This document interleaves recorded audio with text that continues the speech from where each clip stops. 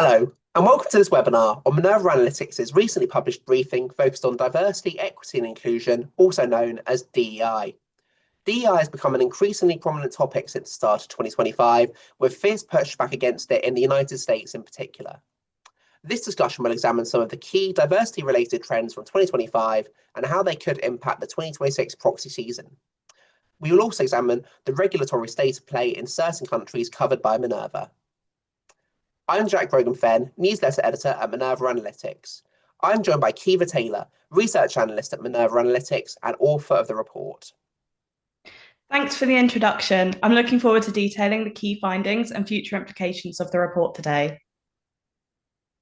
I'm also joined by Alex Whitebrook, Minerva Analytics' independent advisor. Thanks, Jack. I'm looking forward to the discussion.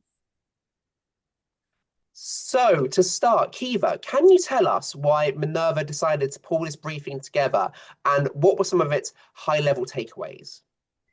So this briefing looks at the increase in shareholder activity on DEI issues, especially anti-DEI proposals at AGMs, and the reception that these proposals are receiving at meetings, and what we can expect to see in the upcoming proxy season. We've also researched the reasons investors support DEI, as well as the reasons why some proponents may oppose diversity programs. There's information on the global position on DEI, which countries have mandated diversity quotas into law, and we use 6 case studies to demonstrate the breadth of diversity attempts across different countries. With DEI remaining a key topic for corporate governance, it's never been more in the limelight, especially given the US government's attempts to create a culture of opposing diversity initiatives. We know from our work at Minerva that DEI remains prevalent on meeting agendas annually, with some shareholders requesting to improve disclosures, while proposals from anti-ESG organisations looking to remove or scale back companies' diversity programmes are on the rise. It's important for us to ensure that investors have the best information available in order to see the full picture here. Diversity proposals are still high on the agenda, and we don't expect them to disappear anytime soon. This briefing was drafted to outline the political and regulatory environment on this issue, supported by Minerva's analyses to aid shareholders in key decision-making. The key takeaway from the briefing is that research suggests that DEI remains a positive and complementary approach for companies' existing initiatives, boosting human capital acquisition and retention, as well as corporate performance and reputation. And on top of this, shareholders appear to recognise the benefits of retaining these programmes. We can see this in the continual low rates of support for anti-DEI proposals, even as the frequency of these proposals increases. However, we also know that there will be more challenges for DEI going forward into the 2026 season. The SEC's changes to no action requests, as well as the political environment of opposition to DEI in both the US and increasingly in the UK, means that the nature of diversity-related resolutions may change as anti-DEI rhetoric moves from the margins more into the mainstream. You mentioned the anti-DEI action there. Where are the anti-DEI shareholder proposals and the pressure from some investors coming from? Most anti-DEI proposals originate from a small group of US conservative or anti-ESG proponents. There are a few notable key players here. We frequently see anti-DEI proposals coming from groups such as the National Legal and Policy Centre, the National Centre for Public Policy Research, and Bauer Research. Their filings target topics such as pay metrics, DEI reporting, and elimination of DEI programs entirely. Despite the increased activity, these proposals consistently receive negligible support at AGMs, underscoring the disconnect between proponents and broader investor sentiment. The 2025 season showed a clear divide between political rhetoric and shareholder behaviour. Anti-DEI proposals averaged around just 1.5% support, while pro-DEI proposals received higher backing, although such support is still considered fairly low overall. The data indicates that shareholders are not shifting towards anti-DEI positions, even as filing frequency increases. As you kind of alluded to there, most anti-DEI activity in shareholder proposals come from the US.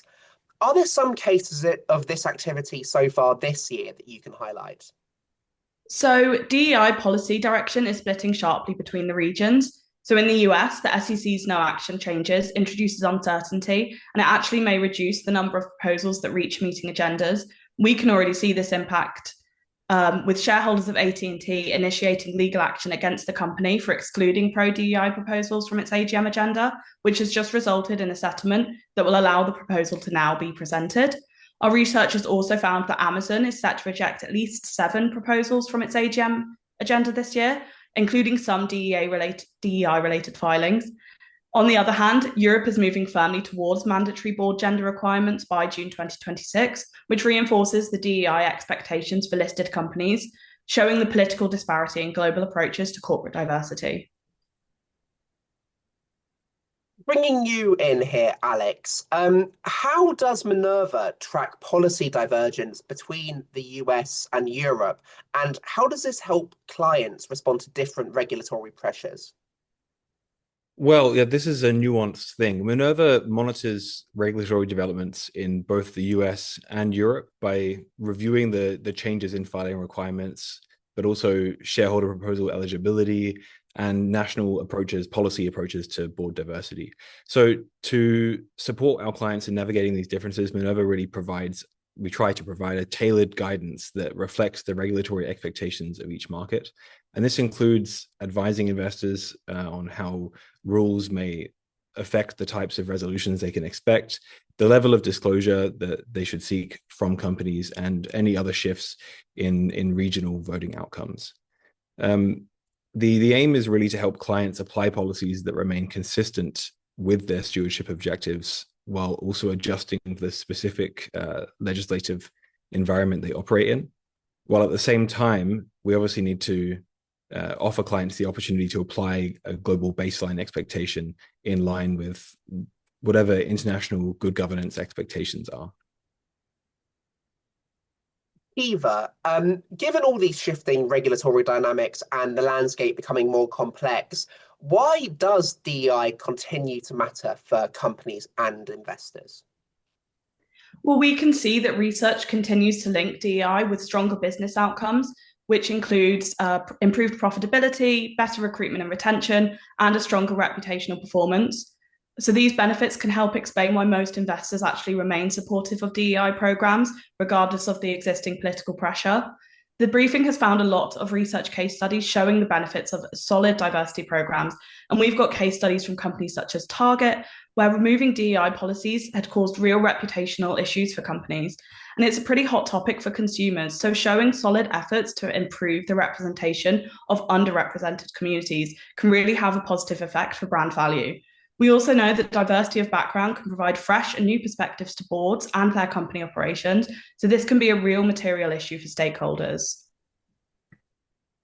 Alex, from Minerva's perspective, why does DEI matter for investors right now, especially given the high-profile political pushback in some places? Well, that's a good question. Minerva's stance is actually pretty straightforward. We see DEI as a governance issue, first and foremost, with very material implications, not just as a political identity issue. So when you cut through the noise of all of the politics going on in the last few years, the data is remarkably consistent. Companies with a more diverse leadership team tend to outperform on profitability, innovation, and long-term resilience. And despite the loud anti-DEI rhetoric that's especially prominent in the US right now, shareholders are really continuing to vote overwhelmingly against proposals that try to dismantle diversity programs. As we know from the report, the anti-DEI proposals of 2025 proxy season averaged barely 1.5% support, which tells you that investors don't just buy the idea that DEI is a threat to their performance, they don't believe it. So for us at Minerva, DEI isn't just dogma, is kind of the bottom line of the answer here. It's simply one of the many different factors that contribute to companies being governed well. And we design our research and our recommendations to give investors choice rather than impose any one viewpoint. We work hand in hand with them to make sure we're implementing a policy that represents them. And that flexibility is really essential right now because different clients obviously have different priorities and different markets, and our role is to support that diversity of thought. Eva, turning now from the why to the how when it comes to practical expectations, what does Minerva consider to be good practice for board diversity, and how do we approach assessing shareholder proposals that seek to challenge or weaken DEI initiatives? So Minerva considers that good practice is to at least work towards meeting the 30% female representation benchmark, as well as to work towards having at least one director from an ethnic minority group. Companies should also aim to make comprehensive disclosures regarding their diversity policies, representation at senior and employee levels, and any diversity targets they may have in place. We see diversity as an important focal point, particularly on the board, because it demonstrates companies' commitments to improving diverse representation, and it can provide top-down tones to set the corporate culture for the rest of the company. Where anti-DEI proposals have been submitted, shareholders should continue to carefully consider the potential political biases of these proponents and whether these resolutions have been filed to increase corporate value or more to promote a political agenda. Minerva's voting model carefully assesses shareholder proposals that come from anti-ESG proponents and whether these resolutions are hiding some sort of political agenda or motive that might not be immediately obvious and that is in contrast to standards of good practice or might be askew from generally accepted investor principles. This allows shareholders to make informed decisions with information on factors such as the intention behind these resolutions, the political biases of the proponent, and the impact the resolution may have on the company's operations. Building on that, Alex, how do you explain the role that DEI plays from a stewardship perspective, and why does it continue to be a key consideration for Minerva?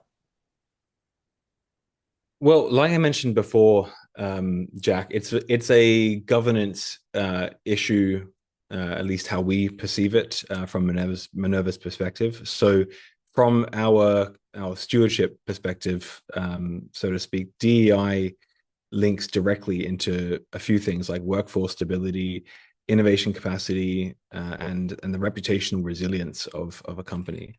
So when you look at the data, like employees in inclusive workplaces being 2.4 times less likely to quit, or the way DEI commitments lifted brand perception for companies like Patagonia and Microsoft in recent years, you start to see that DEI is a really core part of human capital management, not just an add-on. So it's a backbone to that stewardship drive that our clients have.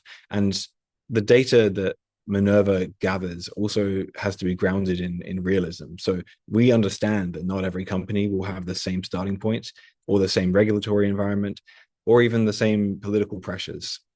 And it's better to focus on progress. So for example, other companies you're investing in as our client, are they building a pipeline for diversity within their hiring? Are they disclosing their diversity data? Are they aligning their incentives with a culture leaning towards diversity, or are they not? And we need to understand where they are in that kind of field of options. So for us, DEI isn't just about ticking boxes, it's about supporting our clients to really freely choose what kind of organizations they're investing in with that long-term eye towards shareholder value at the end of the day. And Caoimhe, do you have anything further to add here? I mean, I think Alex has summed it up perfectly. We know that some regions might, of course, have more social and cultural hurdles as well as regulatory ones when we consider diversity. And while we feel that companies should aspire to a level of 30% female representation, we know that this isn't going to occur overnight, and different markets already have different standards in place. So our approach is to apply different guidelines according to these customizable frameworks to suit the unique needs and criteria. For example, with Japanese markets, we already know that diversity rates are generally going to remain lower, at least for, in the next few years. And we believe that companies should aim to establish specific targets for at least improving their representation rates, as well as disclosing the progress they're making on achieving these goals. So sometimes just showing stakeholders that a company is making comprehensive and measurable efforts to build an inclusive workplace is just as beneficial as meeting quotas. Staying with you, Caoimhe, looking at the global landscape, one DEI data point that Minerva has long gathered for clients is the composition of boardrooms. What does the data tell us about the current state of progress on board gender diversity, and what explains the differences that we see across different regions? So at the moment, global progress on board diversity is pretty uneven. As we can see on the screen, the regions covered by Minerva have taken a variety of different approaches. Some have no requirements under company law, and many have adopted a comply or explain model, and some others are mandating at least some form of quota. While we have found that more than 3,000 companies currently meet the 30% benchmark, this performance varies widely by region. Markets like Canada and the UK are pretty well ahead, while Japan, as I mentioned before, continues to lag. And outside the EU, only a few jurisdictions have mandatory gender diversity requirements, with even fewer of these requiring at least 30% representation, which just contributes to this disparity more. And while some countries have adopted this comply or explain model for corporate diversity, such policies have been considered as less comprehensive or resolute than, fully set quotas or criteria. Given that diversity expectations vary so much across markets, Alex, how does Minerva ensure that its approach can accommodate investors coming from markets with very different views on DEI? Well, this is an interesting one because this is actually one of Minerva's real strengths in the market. Instead of telling investors what their policies should be, we have always offered voting frameworks that they can customize. So that means clients can place more or less emphasis on DEI depending on their own philosophy, kind of harking back to what I was discussing with the last question. Their own philosophy is reflected directly in their voting as they choose to put it forward. That it's their mandate. They have their own expectations of the people they represent. So it's completely client-led. We also do not assume that all of the investors we work with think the same way. Our role is simply to provide the independent data, independent research, so people can make well-informed decisions and not just push everyone towards a single viewpoint. So to support that approach, Minerva published a statement actually just before the 2025 proxy season last year that set out our position on DEI and investor autonomy as a broader topic. And in that statement, we explained that investors should always be able to decide their own ESG priorities, including how they approach DEI, but also climate issues and net zero as well, as a broader topic. We also highlighted in that statement how important it is to protect continued open discussion on these topics, especially in the light of the political loudness, as I said before, of recent years. The statement, I think, it really made it clear that we support transparency, but also informed debate and the right of the investors we work with to form their own views without political or legal pressure. So our focus has always been on giving clients high quality research and data so they make decisions that genuinely reflect their values as a company, as an investor.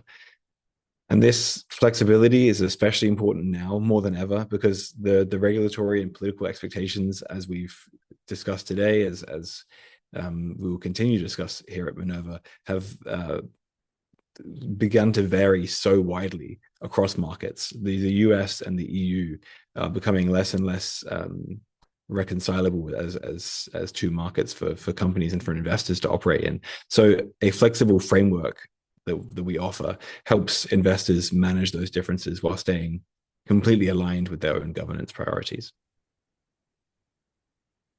Eva, what can we expect to see during the 2026 proxy season when it comes to DEI? So I think it's fair to say we can expect shareholder support for anti-DEI proposals to remain pretty low, which continues the pattern that we've already seen in 2025. At the same time, corporate disclosure on board diversity in the US is likely to continue to be scaled back, continuing the trend that intensified after the NASDAQ diversity disclosure rule was struck down. Whilst there has been an increased use of director votes to hold individual board members accountable for governance issues, which includes a lack of boardroom diversity, some asset managers have already scaled back their voting policies in this area due to the ongoing political pressures and regulatory pressures, which could further impact the voting trends that we see going forward. The regulatory landscape will likely diverge even further. US markets may see fewer DEI proposals due to the SEC's no action changes, with meanwhile, Europe is moving towards the June 2026 Gender Balance Directive. And also additional US actions. We've got state level challenges, and these may contribute to a more uncertain environment for DEA related disclosures and policies. Alex, before we wrap up, could you share Minerva's forward-looking perspective? In particular, how do you expect the broader ESG backlash, which this anti-DEI wave forms part of, to shape the landscape as we head into peak 2026 proxy season? Absolutely. Well, I mean, as I mentioned just now, this is something we've been tracking for a long time from that broader perspective. We made a big public statement before last year's proxy season about this overarching trend. And from our vantage point, DEI is just that. It's one part of a much wider pushback against ESG considerations, particularly in the US. But that pressure is likely to continue evolving as we go into the 2026 season, and perhaps intensify in other markets as well. So what we're seeing is not just isolated criticism of diversity initiatives, but a coordinated efforts by particular highly political groups to challenge a much broader set of sustainability and governance expectations. For investors looking forward, the key is really to separate political noise from what actually drives long-term value, their bottom line, their fiduciary duty. Most stewardship teams, including those of our own clients, are still focusing on material risks at the end of the day. The data quality as well and accountability, those fundamentals, those core tenets of their work as stewardship professionals don't change simply because the political environment has changed in this way or become more contested around a particular issue. So our upcoming proxy season preview is something I'd like to point to here, I think.